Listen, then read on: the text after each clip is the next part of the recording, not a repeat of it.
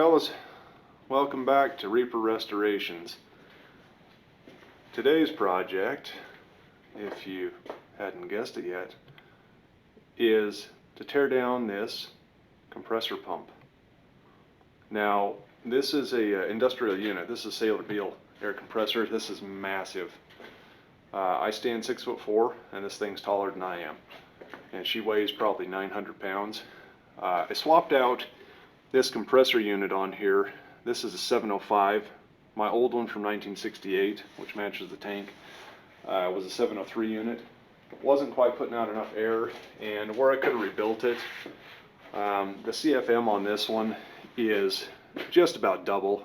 So I had a guy that had the big farm duty motor here, which 5-horse triple capacitor, correct one for the pump, and the pump on a tank that was leaking for 350 bucks. We tested it while I was there. Unfortunately, it didn't show the leaks that are now apparent here. This is just puking oil everywhere, and you can see that it's coming out of the vent. What that means is I've got a lot of blow-by, so you're getting all of the air from the cylinder going past the rings and down into the crankcase and coming out the vent. Not a good thing, because if you look at the oil levels on here, we're well below the sight glass, and this only ran for a minute this way. I caught it in time. Hopefully there's no major damage, but I really just don't know what I'm going to find when I get inside of here. And so this is the project. I'm still trying to figure out how we're going to lift this, because this pump unit for some reason does not have a provision for a lifting eye. Kind of stupid if you ask me, but that's how it is. So we're just going to deal with that and see if we can get this unit R&R'd, and we're going to go from there. I've got the rebuild kit. We'll take you over to the table and show you what's in that real quick. So this is the rebuild kit. This came from Pacific Air Compressors. These guys are awesome. They are more than willing to help you out and talk you through things on the phone. They know this stuff. A lot of these guys have actually been through these compressors themselves and own them. I paid on the order of $204 for this. I'm not going to show you my address on here, and you might want to show up at my house. But I've got piston rings in here. And I assume that the high pressure set is, yeah, here's the high pressure set.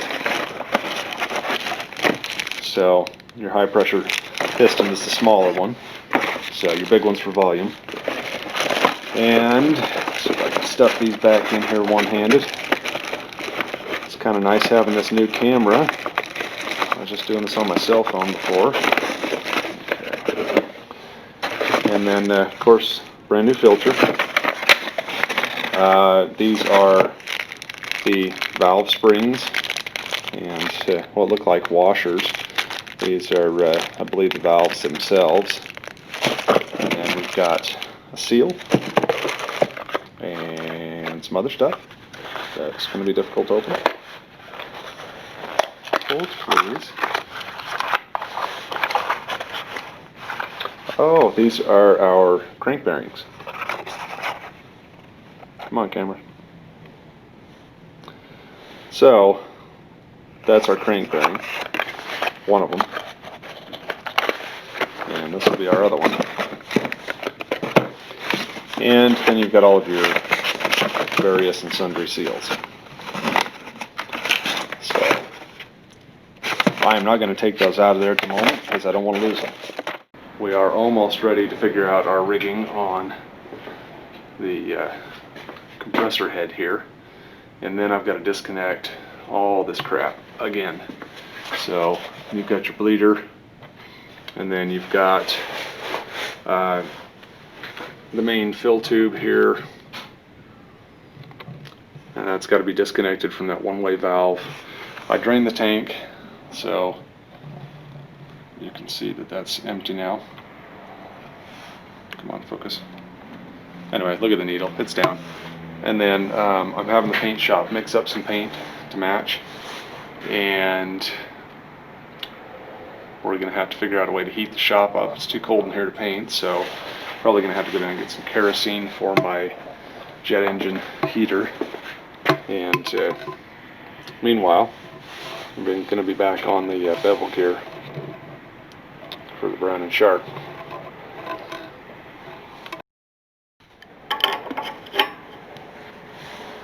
Alright, we're trying to do this single-handed, left-handed, so I'm just disconnecting this line from the unloader.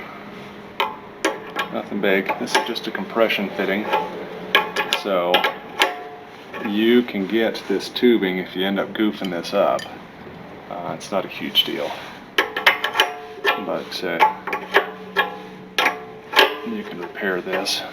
I had to tweak this around just a little bit because the configuration on this is just a hair different than it was in 1968, but your bolt holes down here are the same, and they should be a 9/16. So let's see if we can get this greasy pig undone. Oh boy, is that slick. Okay, and then just, see, that just came free on me there, but it's able to rotate. But I soaked all those connections and it was sealed, so rag here. You can see right there, you get a little dent.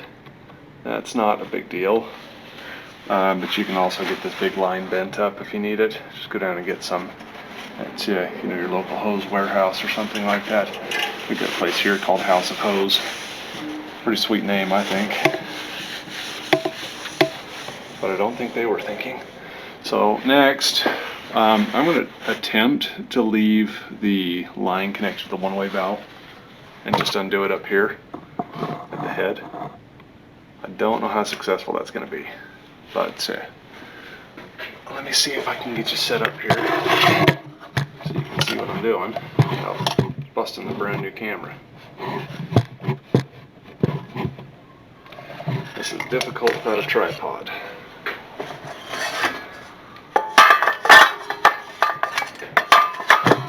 Yeah, that's not going to work.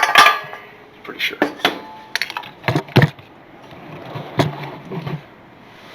Well, you're just going to have to be content with not seeing, I guess. That's the quality that we're putting out here, this channel.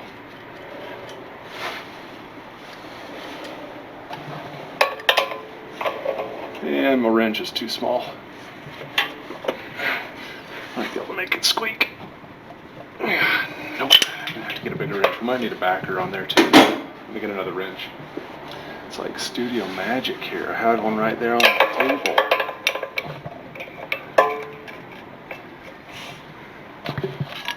Alright, I don't know if I can do this or not. Oh no, not even. Alright, I'll bring you back. I gotta have two hands on this bugger. That hook is blocking your view, so give me a sec here and I'll bring you back when it's off.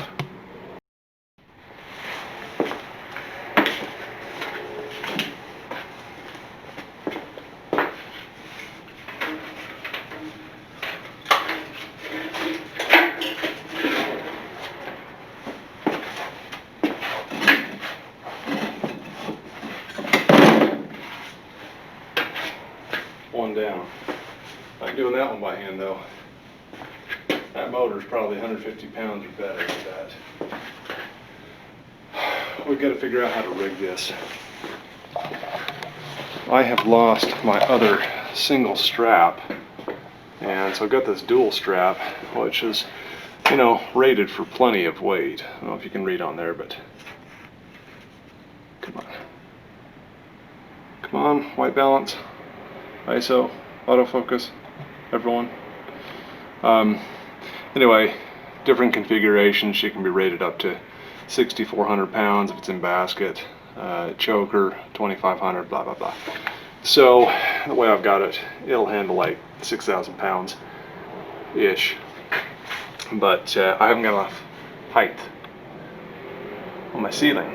So the bane of my existence in this shop, lack of Z height.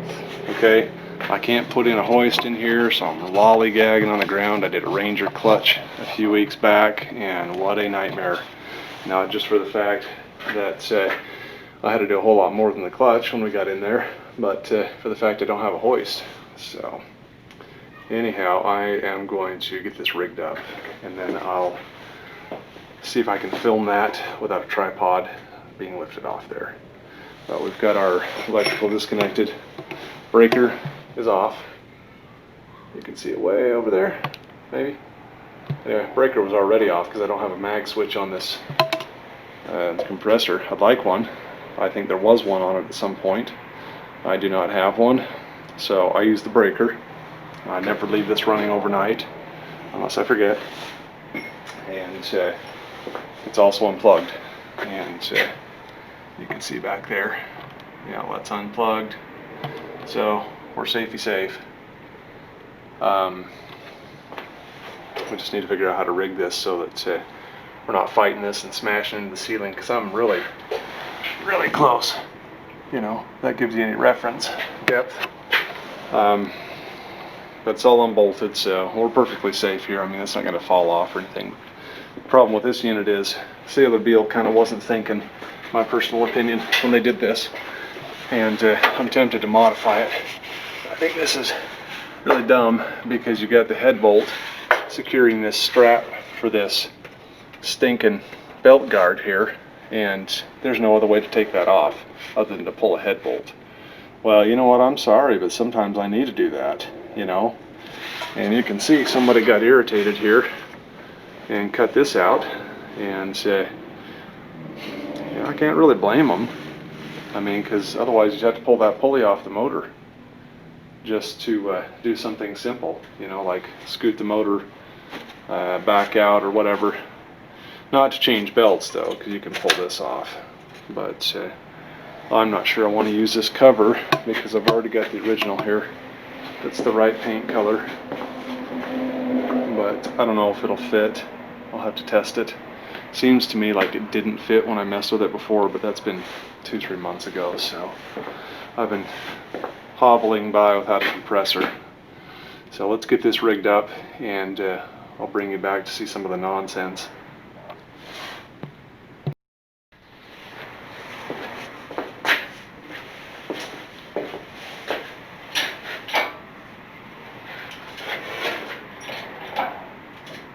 You know, like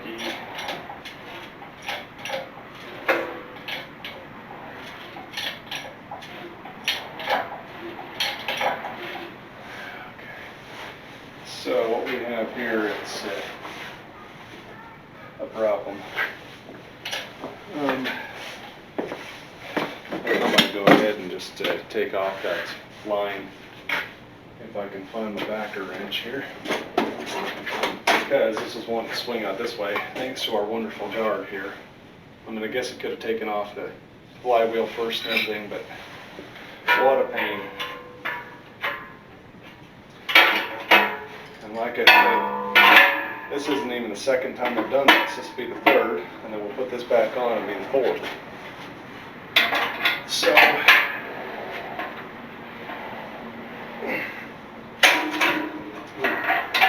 sketchy much?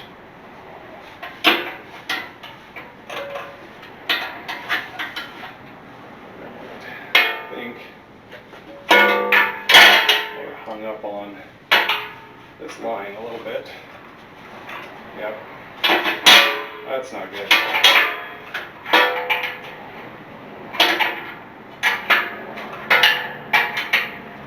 And we're suspended by the shoulder, but I just want it to swing.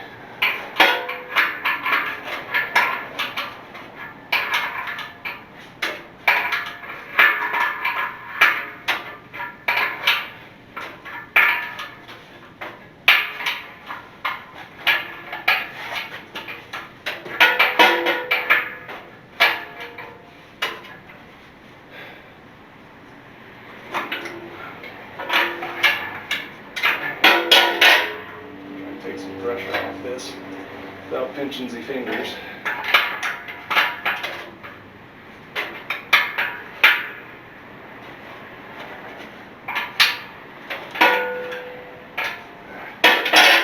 wanting to rotate, which is complicating things.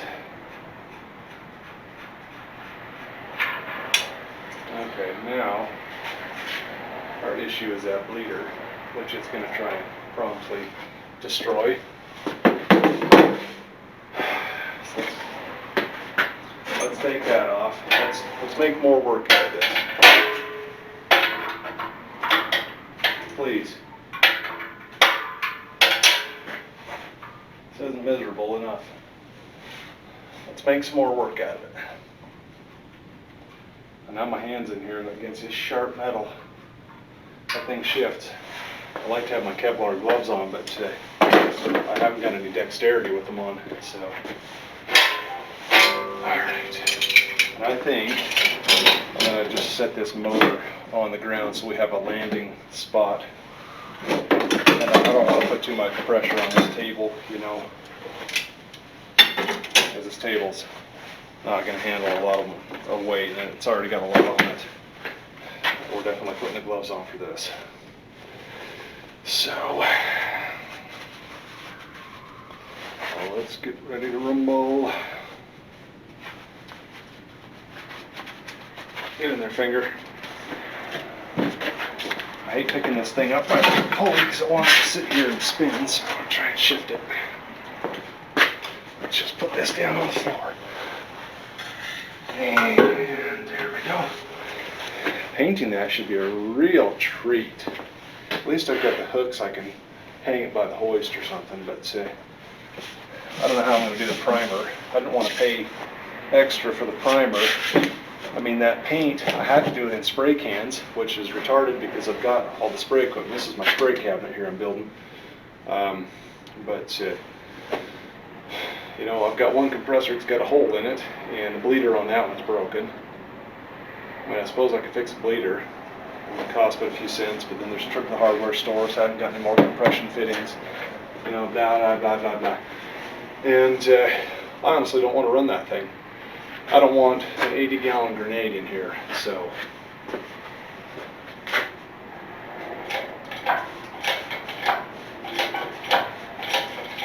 This is my old Carolina hoist. This is Grandpa's. She's good for 5,000 pounds. It's heavy, heavy duty. So, we are scraping the ceiling here. Let me see if I can just rotate the sink and get it out of the way. I do not like being under a suspended load. You're never supposed to be.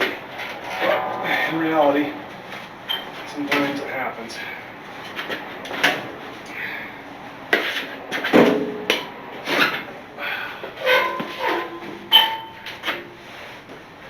Just add a little more Z height.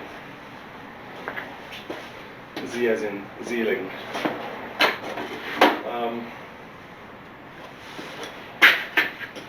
So here's the problem. This tank is catching on the late hoist. I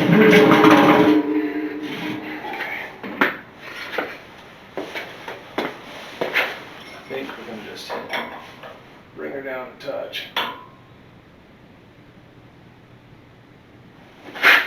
Feels like the shot of my butt here. It wasn't intentional. I'm not making smush videos.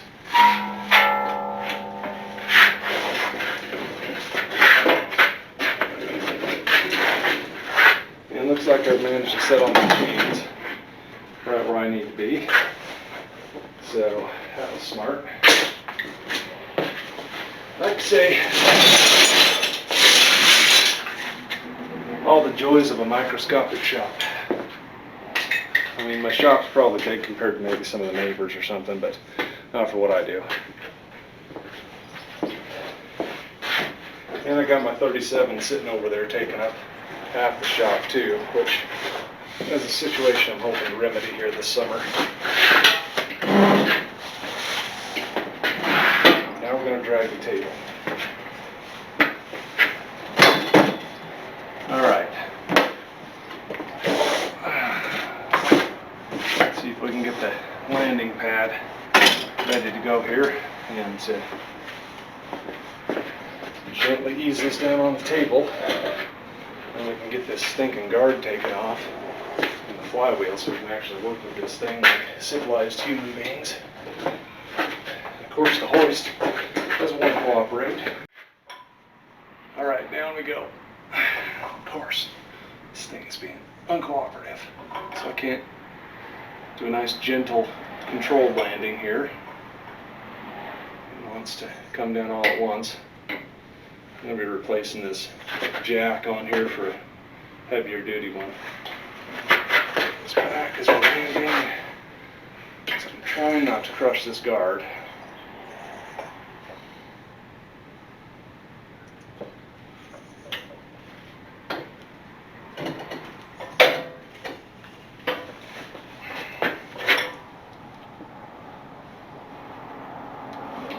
I have no relative idea if you guys can see, because I'm just concentrating on not getting smashed here. So I apologize for the Hollywood cinematography here. Oh.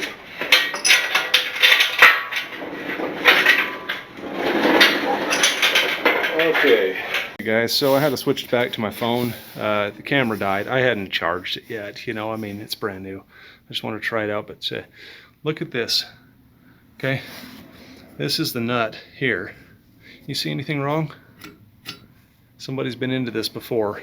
That worries me a little bit, considering the fact that this compressor was not taken care of, which is the reason I'm having to rebuild it. And my compressor from 1968 was barely using any oil at all.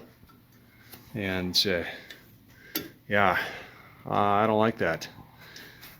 What I'm going to do here when I'm taking this flywheel off is also inspect it for cracks, because these are balanced, and if this has got a crack in it, then we're going to have to get a new one or use the one from the other compressor. I think it'll work, but these can explode, so if you're not careful with it, you know, that could just go off like a bomb, like an old steam engine or something, you know. So I think this has definitely been into before. Somebody's been in here.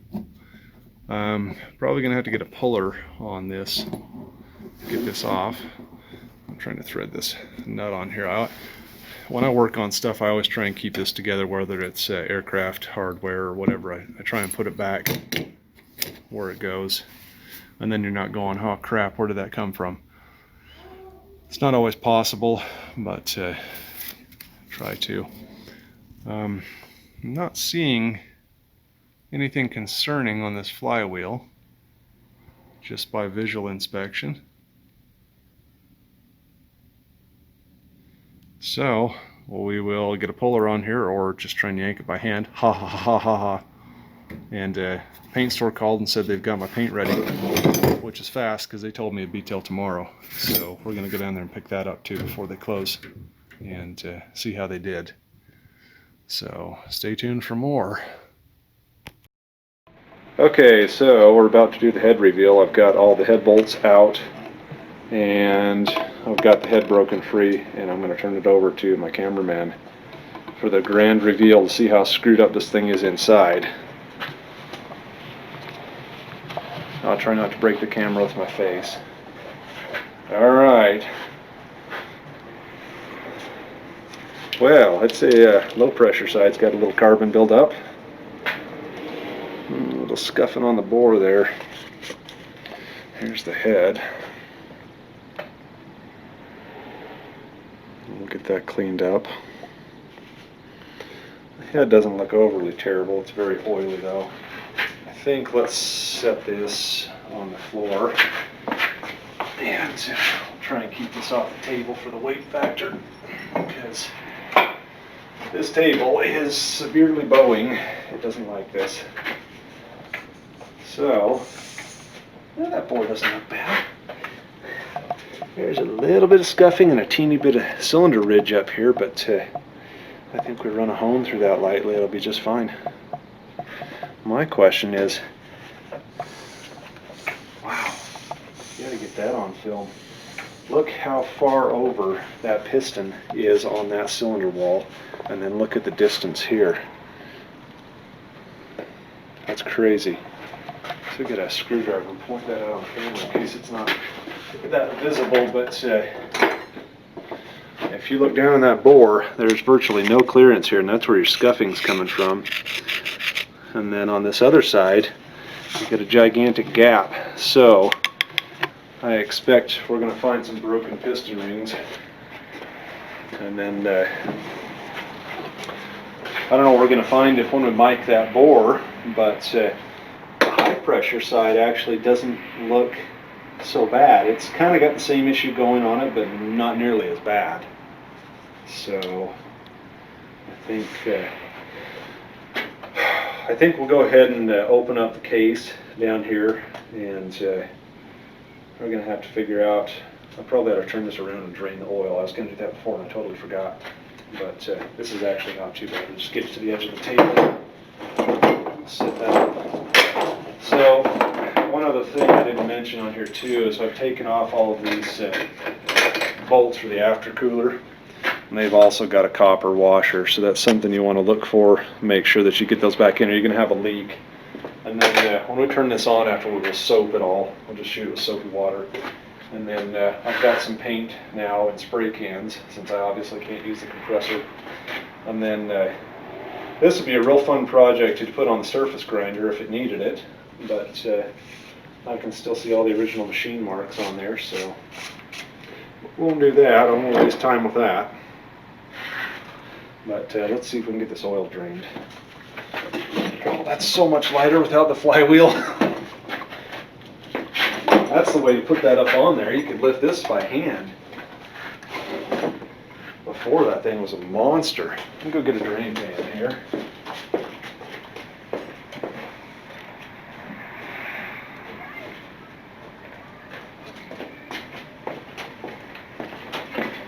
It's so bright and I don't know what to do. I got one more light too. Well, actually two more, but I just temporarily threw one up. I don't mean like puked it up. I had to put it up on the ceiling. That's obviously bigger. I've got to clean up the. How did Wes put that? It was the Bangladeshi shipbreaking yard. Yeah, we got a little bit of that action going on in here today. Now, let's see if I can take an oil bath like I did in Jet A the other day. That was fun. Let me just tell you. And wear that the rest of the day.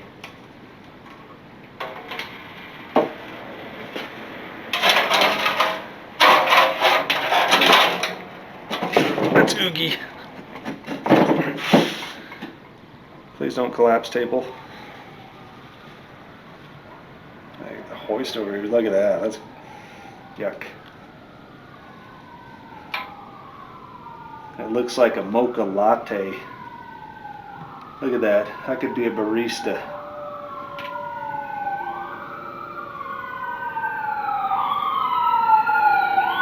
Apollo's howling at the moon again.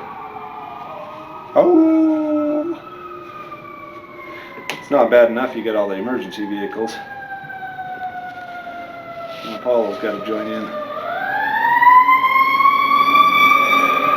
I don't know what I'm seeing float in the surface there, but there's a lighter layer in that oil. I don't know if that's metal or what that is, but there's some sort of hazy stuff in there. So I went ahead and broke torque on the cylinder bolts here, and I'm going to do something you should never do, and that is use a knuckle on my impact gun. Like I said, I already broke torque, so it's just going to basically be running them out. But don't do this because this isn't safe. This thing can flip off and hit you in the teeth. So I'm going to do this one-handed. Hopefully I have all my teeth later. See how that did that? Yeah, that's not going to work, so we're just going to do it manually.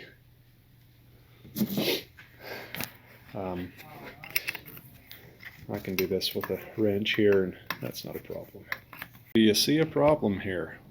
Anybody, raise your hand if you see a problem here. Okay, that's got some scuffing on this piston, pretty pretty deep scuffs. What's happened here is these rings have gotten jammed. And I tried to pull one of them off gently. Of course, he's being cast iron. I just snapped. Piston, I don't know if I want to use it or not with that being scuffed up like that. I mean, mostly your rings are what's going to be important, as long as it's not touching the cylinder wall, goofing it up. I don't think it's going to hurt anything, but we'll price one and see. You can tell, you know, the other side's just got a little bit, but that's why that was sitting offset in the board like it was. Oil ring's free. So we just had compression leaking down. Even the bearings, I've done a check on them. I don't know if it's obvious on here because that crank's going to roll because I've only got one hand, but bearings don't feel bad. Get your piston ring stuck like that, probably from getting it overheated and not running enough oil in there, and this is what happens. Look down inside the crank here. It's awfully dark in there. Right, we got the top of the piston decarboned. I do not see a mark indicating which side is the front, but we did get some numbers off of it here, so looks like a AE SB Saylor Beall, I'm sure, 4047. So we'll look those numbers up, and then I got all but one of these rings. Oh, excuse me, I got all those rings out, the compression rings, but I haven't taken out the oil control ring yet. So we'll do that, and then I don't think I'm going to be able to get that out with one hand, but maybe if I'm really lucky, my assistant here will film for me. I'm not an assistant. The old growly bear. Daddy! That's my name. Don't wear it out. Come on, growly bear. Not growly bear. And don't drop the camera, please. I won't. You won't? No, I won't. Okay. I'll believe you this time. Hey. Hay is for horses. Mm. Okay. I'm having a difficult time getting this. Let's try this way. Let's do this. Well, you know what? Can we do it? Yeah. Okay, that was easier. Just with my hand. So, I'd like to try and clean this piston up a little bit. And then these grooves in here I'd like to clean. Need to get our snap rings out and pull this piston and the pin. This is just a typical piston. It's not a press fit or anything. It's just got the pins and, or excuse me, the wrist pin, and then it's got a set of